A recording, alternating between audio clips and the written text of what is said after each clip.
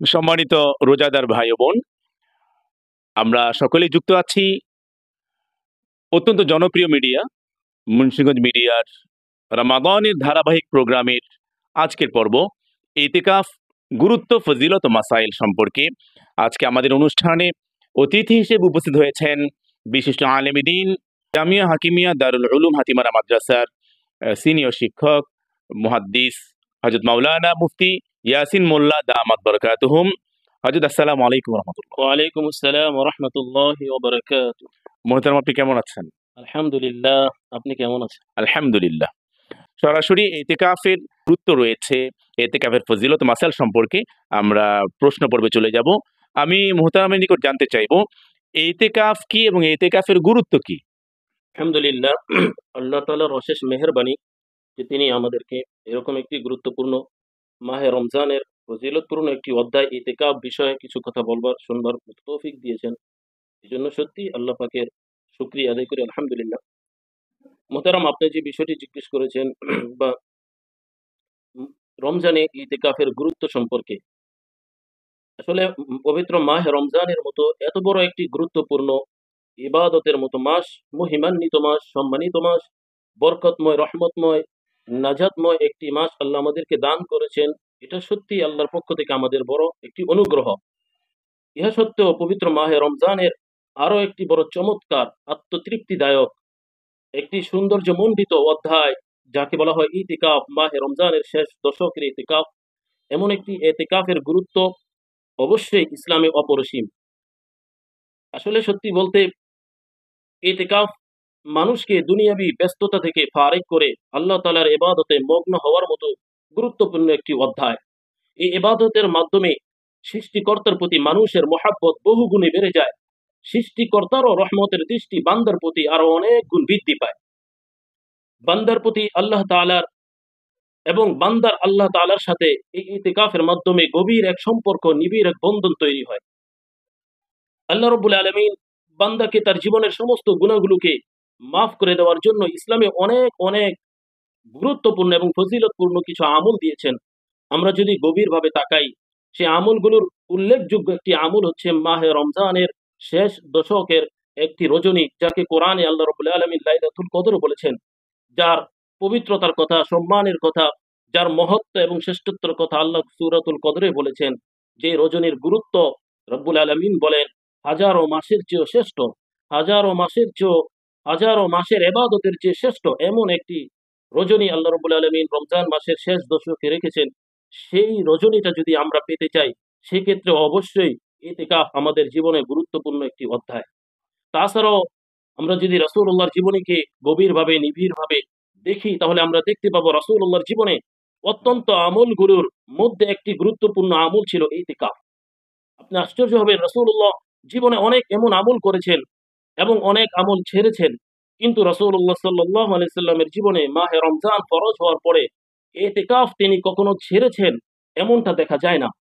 আপনি আশ্চর্য হবেন, রাসূলুল্লাহর দুটি হাদিস যদি আমি বর্ণনা করি। একটি হাদিসে বুখারী শরীফের ভিতরে ইমাম বুখারী রাহিমাহুল্লাহ 2026 নম্বর হাদিসের ভিতরে উল্লেখ করে বলেন, আন আয়েশা রাদিয়াল্লাহু তাআলা আনহা قالت كان النبي صلى الله عليه وسلم يعتكف العشر الأواخر من رمضان حتى توفاه الله ثم اعتكف أزواجه من بعده। যে রাসূলুল্লাহ সাল্লাল্লাহু আলাইহি ওয়াসাল্লাম পবিত্র মাহে রমজানের শেষ দশকগুলোতে সব সময় ইতিকাফ করতেন, এমনকি মৃত্যুর সময় পর্যন্ত তিনি ইতিকাফকে ছাড়েন নাই। রাসূলুল্লাহ সাল্লাল্লাহু আলাইহি ওয়াসাল্লামের ইন্তেকালের পরে উনার সম্মানিতা বিবিগণ এই ইতিকাফকে করেছেন। এই ইতিকাফের গুরুত্ব সম্পর্কে যদি আরো একটু আমরা বুঝতে চাই, তিরমিজি শরীফে ইমাম তিরমিজি রাহিমাহুল্লাহ সুনানুত তিরমিজির 803 নম্বর হাদিস উল্লেখ করে বলেন, আন আনাস বিন মালিক রাদিয়াল্লাহু তাআলা আনহু قال كان النبي صلى الله عليه وسلم يعتكف العشر الأواخر من رمضان فلم يعتكف عاما فكان العام المقبل اعتكف 20 ليلة। রাসূলুল্লাহ সাল্লাল্লাহু আলাইহি ওয়াসাল্লাম সব সময় মাহে রমজানের শেষ দশকগুলোতে ইতিকাফ করতেন। আনাস বিন মালিক রাদিয়াল্লাহু তাআলা আনহু বলেন, কিন্তু একটি বছর বিশেষ একটি কারণে, অর্থাৎ জিহাদের ময়দানে রাসূলুল্লাহ থাকার কারণে, মাহে রমজানে জিহাদে তিনি রত ছিলেন, এই জিহাদে থাকার কারণে সেই বছর তিনি ইতিকাফ করতে পারেননি। বিদায় পরবর্তী বৎসরে রাসূলুল্লাহ সাল্লাল্লাহু আলাইহি সাল্লাম এই ইতিকাফের কাজা স্বরূপ আরো 20 দিন তিনি ইতিকাফ করেছেন। অর্থাৎ জিহাদের মতো ময়দানে জিহাদের মতো ইবাদতে থাকা সত্ত্বেও পরবর্তী বছর রাসূলুল্লাহ এই ইতিকাফের কাজা আদায় করেছেন। এটা বোঝা যায় যে রাসূলুল্লাহর কাছে ইতিকাফ অত্যন্ত গুরুত্বপূর্ণ একটি ইবাদত বলে বিবেচিত ছিল। এজন্য আমরাও চাই রাসূলুল্লাহ সাল্লাল্লাহু আলাইহি সাল্লাম এই ইতিকাফকে যতটা গুরুত্ব দিয়েছেন আমাদের মাঝেও যেন এই ইতিকাফের প্রতি এতটাই গুরুত্ব থাকে। বিশেষ করে এই ইতিকাফের মাধ্যমে আল্লাহ তাআলার বান্দাগণ পবিত্রময় আল্লাহ তাআলার সাথে গভীর এক সম্পর্কের একটি সুযোগ পায়। তাছাড়া যে ব্যক্তি ইতিকাফে রত থাকেন মসজিদের ভিতরে, সে যদি ঘুমিয়েও থাকেন, সে যদি নিশ্চুপও থাকেন, তিনি যদি ফারায়েজ এবং ওয়াজিবাত সমস্ত ফরজ এবং ওয়াজিবগুলো আদায় করে তিনি যদি শুধু বসেই থাকেন কিংবা ঘুমিয়ে সময় কাটান, তাতেও রাসূলুল্লাহর হাদিস থেকে প্রমাণিত উনার আমলনামায় ইবাদতের সওয়াব লেখা হতে থাকে। এরকম একটি গুরুত্বপূর্ণ ইবাদত যাকে বলা হয় ইতিকাফ, এই ইতিকাফকে আমাদেরও ঠিক তেমন গুরুত্ব দেওয়া দরকার যেমনটা গুরুত্ব দিয়েছেন রাসূলুল্লাহ সাল্লাল্লাহু আলাইহি সাল্লাম। মুহতারাম, আপনি যদি রাসূলুল্লাহ সাল্লাল্লাহু আলাইহি সাল্লামের হাদিসগুলোকে দেখেন তাহলে দেখতে পাবেন রাসূলুল্লাহর হাদিসে ইতিকাফের গুরুত্ব সম্পর্কে তিনি কত সুন্দর এই উম্মতকে উৎসাহ দেওয়ার জন্য বর্ণনা করেছেন। ইমাম ইবনে মাজাহ রাহিমাহুল্লাহ তিনি তার সুনান ইবনে মাজাহর 1781 নম্বর হাদিসের ভিতরে একটি ফজিলতের হাদিস উল্লেখ করে তিনি বলেন, عن ابن عباس رضي الله تعالى عنه قال أن رسول الله صلى الله عليه وسلم يقول في المعتكف هو يعكف الذنوب ويجرى له من الحسنات كعامل الحسنات كلها। মুহতারাম, রাসূলুল্লাহ সাল্লাল্লাহু আলাইহি সাল্লাম থেকে ইবনে আব্বাস রাদিয়াল্লাহু তাআলা আনহু এই হাদিসটি বর্ণনা করেন এবং তিনি বলেন রাসূলুল্লাহ বলেছেন, যিনি ইতিকাফে বসেন তিনি মূলত তার জীবনের সমস্ত গুনাহ থেকে নিজেকে বাঁচিয়ে নিলেন। রাসূল বলেন তার দুনিয়ার সব গুনাহ থেকে সে এখন নিজেকে মুক্ত রেখেছে। এমন একটি গুরুত্বপূর্ণ ইবাদত হচ্ছে ইতিকাফ।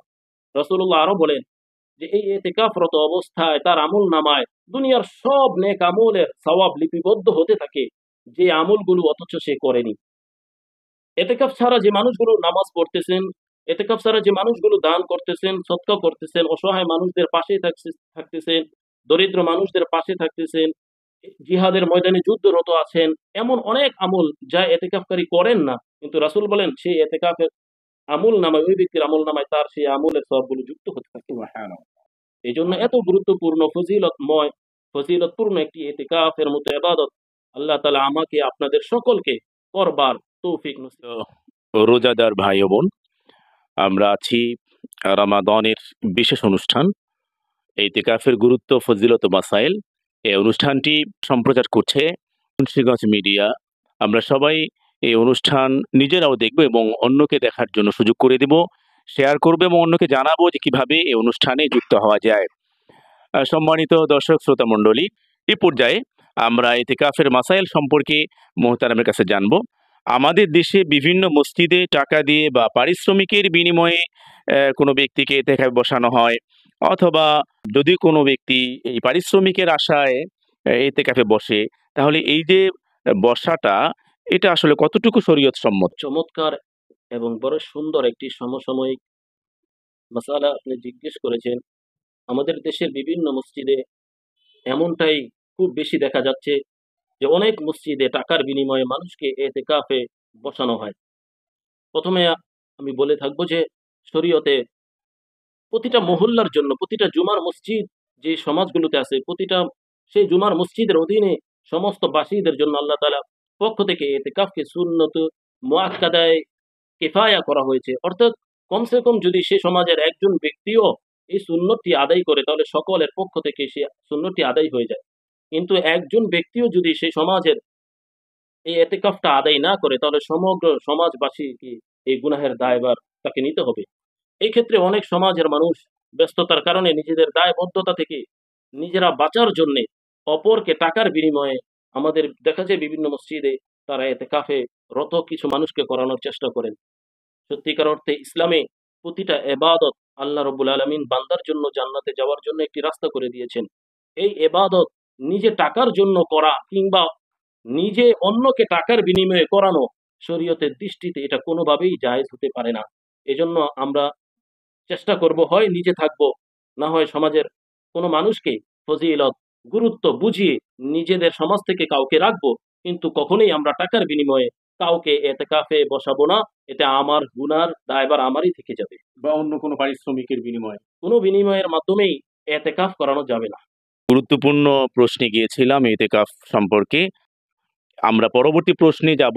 ইতিকাফের জন্য রোজা রাখা জরুরি কি? মুহতারাম, বড় আরেকটি চমৎকার প্রশ্ন করেছেন যে হ্যাঁ, রাসূলুল্লাহ সাল্লাল্লাহু আলাইহি সাল্লামের হাদিস গ্রন্থগুলো থেকে ইমাম আবু দাউদ রাহিমাহুল্লাহ তাআলা তিনি তার সুনানে আবু দাউদের ভিতরে 2463 নম্বর একটি হাদিসের ভিতরে এবং 73 নম্বর হাদিসের ভিতরে এই কথা উল্লেখ করেছেন, লা ইতিকাফা ইল্লা বিসাওমিন। হ্যাঁ, যিনি এতেকাফ করতে চান অবশ্যই তাকে রোজার সাথেই এতেকাফ করতে হবে। সুন্নতে মুআক্কাদা নামক যে এতেকাফটা রমজানে করা হয়, এটা রোজা ছাড়া সম্ভব না, যেটা রাসূলুল্লাহ স্পষ্ট হাদিসের ভিতরে বর্ণনা করে দিয়েছেন। আলহামদুলিল্লাহ। আমরা পরবর্তী প্রশ্নে যাচ্ছি।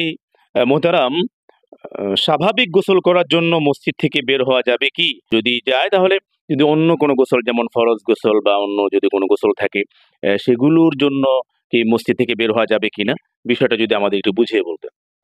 সত্যি আরো খুবই সমসাময়িক একটি গুরুত্বপূর্ণ এটি একটি মাসালা, যে আমরা যারা এতেকাফে রত থাকি এই বিষয়গুলো না জানার কারণে কষ্ট করে 10 দিন সময় কাটানোর পরেও আমাদের এতেকাফগুলো নষ্ট হয়ে যায়।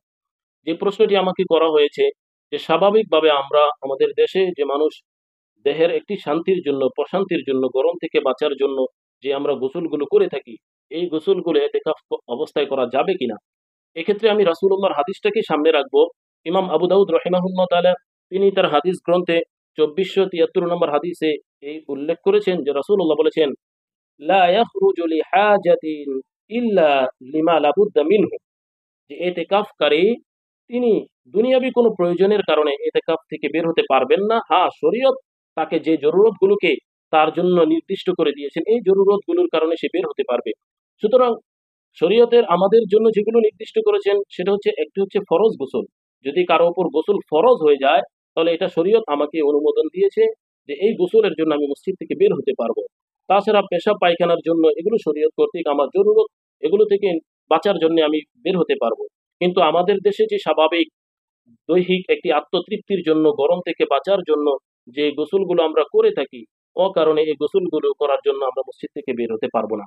অবশ্য কিতাবুন নওয়াজিলের ভিতরে মুফতিয়ানে কেরাম এই মাসালাটা আমাদের জন্য সহজ করে বলেছেন। হ্যাঁ, যদি খুব গরমের থেকে বাঁচার জন্য কেউ অজু বা হাজতের জন্য বের হয়ে আসার সময় অল্প সময়ের ভিতরে সে এমন ভাবে গোসল করে নিল যাতে মানুষ বুঝতেও পারে না যে সে এখানে অনেক সময় নষ্ট করেছে, স্বাভাবিকভাবে সে দ্রুত সময়ে কিছু পানি যদি সে শরীরে ঢেলে চলে আসে, আশা করা যায় তার এতেকাফ আল্লাহ রাব্বুল আলামিন কবুল করবে। সম্মানিত রোজাদার ভাই বোন, আমরা আছি আজকের অনুষ্ঠানে সর্বশেষ প্রশ্নে। ইতিকাফ অবস্থায় কোনো নারীর যদি বিশেষ সময় শুরু হয়ে যায় তাহলে ওই নারীর ক্ষেত্রে কি করণীয়? যে এই ইতিকাফ শুধু পুরুষদের জন্যই নয়, ইসলামে নারীদের জন্য এই ইতিকাফের গুরুত্ব এবং ফজিলত রাসূলুল্লাহ বর্ণনা করেছেন। রাসূলুল্লাহর স্ত্রীগণও ইতিকাফ করেছেন। এই জন্য যদি ইতিকাফরত অবস্থায় কোনো মা বোনদের বা কোনো নারীদের বিশেষ সময় নিফাসের সময় চলে আসে, তাহলে অবশ্যই তার রোজা ইতিকাফটা ভেঙে যাবে। তো এই ক্ষেত্রে রাসূলুল্লাহ সাল্লাল্লাহু আলাইহি সাল্লাম বর্ণনা করেছেন হাদিস শরীফের ভিতরে যে এই নারী তিনি পরবর্তী সময়ে একদিন রোজা রাখার মাধ্যমে একদিন এতেকাফ করে নেবেন। রাসূলুল্লাহ বলেন অবশ্যই সেই পূর্ণ এতেকাফের সওয়াব পেয়ে যাবেন। আলহামদুলিল্লাহ, আমরা এই অনুষ্ঠানের শেষ পর্যায়ে চলে আসছি। অবশ্য মুহতারাম, শেষ পর্যায়ে একটা কথা, সেটা হচ্ছে যে অবশ্যই আমরা যারা পুরুষ তারা তো মসজিদে এতেকাফ করব, আর আমরা যারা সমাজে নারী মা বোনেরা ইতিকাফ করতে চাই, অবশ্যই আমরা তারা আমাদের নিজ গৃহে নিজ গড়ে কোণে এক কোণে অবস্থান করে এত বড় ইতিকাফের মতো ফজিলতপূর্ণ আমলটি আমরা করার চেষ্টা করব ইনশাআল্লাহ। আল্লাহ তাআলা আমাকে আপনাকে সকলকে ইতিকাফের মতো একটি গুরুত্বপূর্ণ ইবাদতে অংশ নেওয়ার তৌফিক দান করুন। আলহামদুলিল্লাহ। সম্মানিত রোজাদার ভাই বোন, আপনারা দেখছেন মুন্সিগঞ্জ মিডিয়ার বিশেষ আয়োজন ইতিকাফের গুরুত্ব, ফজিলত ও মাসাইল। আমরা অনুষ্ঠানে একেবারে শেষ পর্যায়ে চলে আসছি। আজকের মতো এখানেই শেষ করছি। ইনশাআল্লাহ আবার দেখা হবে এবং আমরা আপনাদের সাথে যুক্ত হব আরো একটা আয়োজন নিয়ে ইনশাআল্লাহ। যারা আজকের অনুষ্ঠানটি দেখেছেন তাদের নিকট আহ্বান যে আপনারা এই অনুষ্ঠানটি অন্য ভাইকে, মুসলিম নরনারী যারা আছে তাদের সবাইকে দেখবার সুবিধার্থে আমরা এই অনুষ্ঠানে শেয়ার করে দিই এবং অন্যকেও মুন্সিগঞ্জ মিডিয়ার যে কোনো আয়োজনে অংশগ্রহণ করার জন্য আমরা তাদেরকে দাওয়াত দেব ইনশাআল্লাহ। আসসালামু আলাইকুম ওয়া রাহমাতুল্লাহ।